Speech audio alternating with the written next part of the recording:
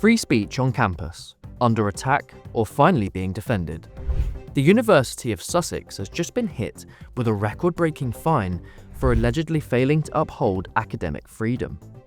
The Office for Students, England's higher education regulator, has slammed Sussex with a £585,000 fine, accusing the university of policies that chilled free speech, caused self-censorship and failed to uphold academic freedom.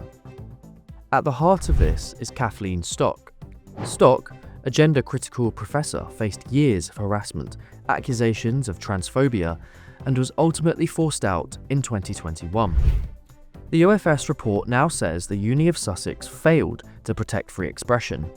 The OFS report found no evidence that Professor Stock said anything unlawful while at Sussex. It ruled the university's trans and non-binary equality policy statement failed to uphold free speech and academic freedom, breaching governance principles.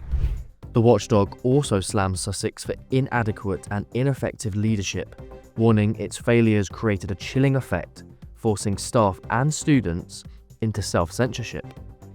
But it's safe to say the University of Sussex is not happy with this ruling. Their Vice-Chancellor, Sasha Rosenil, has hit back and claims this pushes free speech absolutism too far, making it virtually impossible for universities to combat abuse or protect minority groups. This ruling also lands at a time when UK universities are facing major political battles over free speech. The Conservative government introduced tough new protections last year, but Labour has already vowed to roll them back. Meanwhile, the regulator, OFS, insists the fine was significantly discounted and meant to send a message to other universities. But this is not just a UK debate. This case is making international headlines. JD Vance recently lectured Keir Starmer on defending free speech, while Elon Musk says Britain is suffocating free expression. The editor of Spiked Online, Tom Slater, waded into this debate recently on GBNews, discussing Labour's Employment Rights Bill, which has sparked outrage. Clause 18 of this bill is being branded a snowflake's charter by critics. This controversial clause could force bar staff to police jokes and casual conversations in pubs, nightclubs, and other public venues, threatening Britain's traditional pub culture and free speech. Labour is facing a major backlash after voting through a controversial new bill that critics say could ban banter in Britain's pubs. The Employment Rights Bill, designed to strengthen workers' rights, includes Clause 18, a small but explosive addition that could force bar staff to police jokes and casual conversation. The Free Speech Union branded it as Snowflake's charter, and even the Equality and Human Rights Commission admits it could disproportionately curtail free speech. So, could we soon see banter? This is called banter bouncers, that's what I call it. Careful, if you tell a joke, you could end up like Keir Starmer. That man is not allowed in my pub. Get out of my pub. Go on. Get out of my pub. That was a terrible joke that he told. So, we are delighted to be joined by the editor of Spiked Online, Tom Slater. Hello, Tom. Welcome.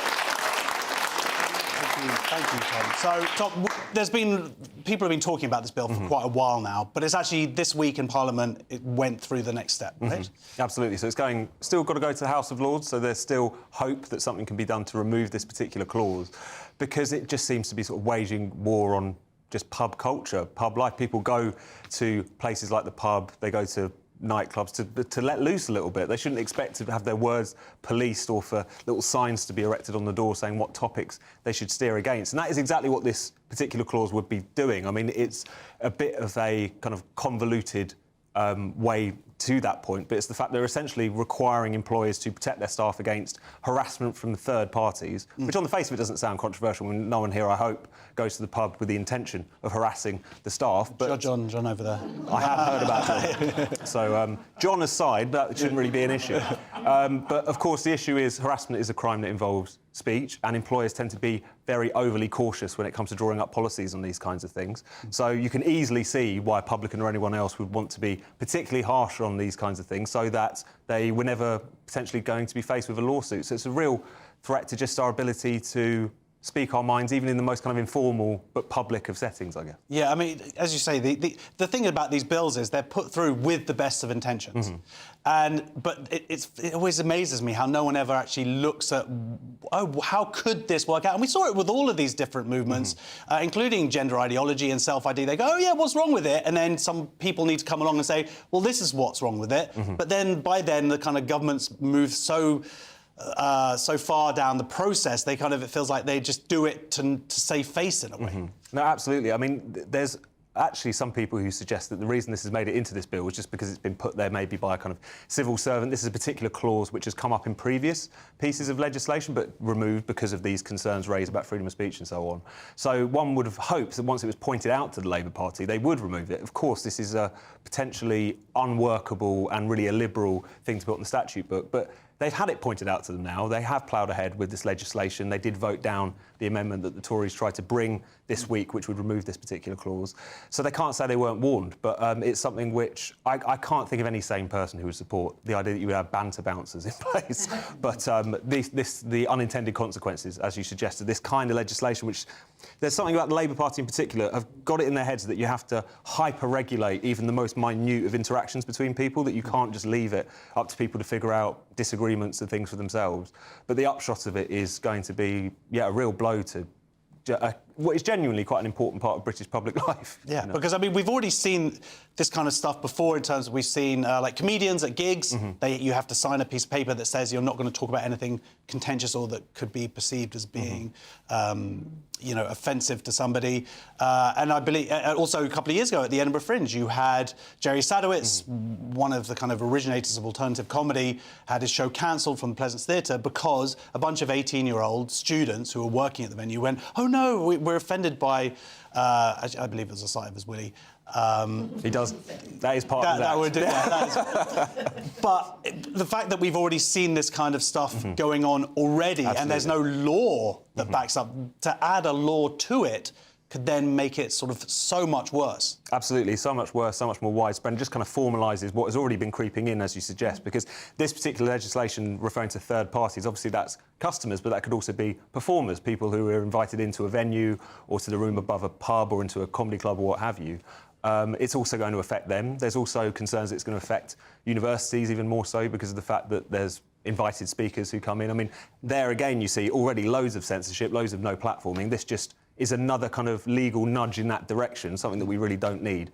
I think the other thing that it's sort of formalising is something that's been creeping in for a while, which is this idea that there is a kind of worker's right not to be offended, which we've seen blow up in things like the Jerry Sadowitz case, or things like when Terry Gilliam was hounded out of a particular theatre because of his comments on the gender issue and so on, which is it's a really negative thing. And we've seen that play out in terms of workplace relations between different employees, these kinds of policies being used to squash someone who has heretical views, according to them. But the fact that it's now even being turned on customers is an even more insidious thing, I think. Yeah, and I think on social media last week I saw a gay gentleman in Belfast, and I don't know if you saw that clip, and he went, and I think he got kicked out of a gay bar because they had seen some comments he'd made on social media about women's sports or there being two sexes. So to give the power to the only kind of worthy people are allowed of being socialised or being seen in public.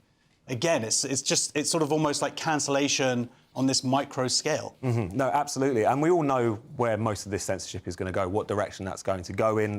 There are people with a particular political persuasion, people who tend to be more woke or kind of a liberal left, if you like. They're going to be the people who are going to want to weaponise this kind of legislation. They're going to be the people who are going to want to terrify their bosses into clamping down on speech they dislike. And on that point of how this is going to add to what's already taking place, I mean, you talk about something like the gender-critical issue, the difficulty that gender-critical campaigners have with booking venues, with even just having meetings informally in a pub or lesbian dating nights that are genuinely for lesbians only. The difficulty that people are having holding those things at the moment, even without this legislation, indicates that it's going to get so much worse if this isn't eventually taken out. So do you know what the next steps are with this bill? It's going to go to laws. Is there anything that the people out there can do? I saw something on the Free Speech Union website. I think there was like a template you could send to your MP just to kind of raise more awareness. Is that really the only thing that we can do now? No, absolutely. I mean, it's gone through the common stages now, so it's not as if your MP will be kind of directly able to intervene at this particular point.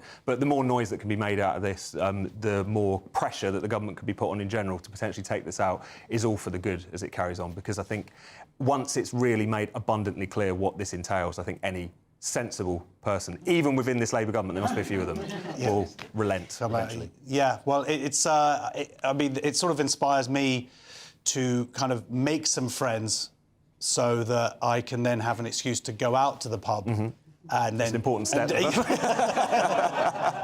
And then try to see if I could sort of, to test this law as and when. I mean, I guess we're going to... I mean, on the positive side, when we do have people cancelled in pubs, cancelled out socialising, I guess what's going to happen is that I will get a lot more guests for this show. It's win-win. So you've got to be a one-man kind of cancellation machine, you know. Yeah, no. Getting your friends thrown out of pubs so they can relitigate that on the airwaves here. All right, we'll have to see. Well, anyway, thank you so much for joining us. Ladies and gentlemen, please, Tom Slater, editor of Spike Online.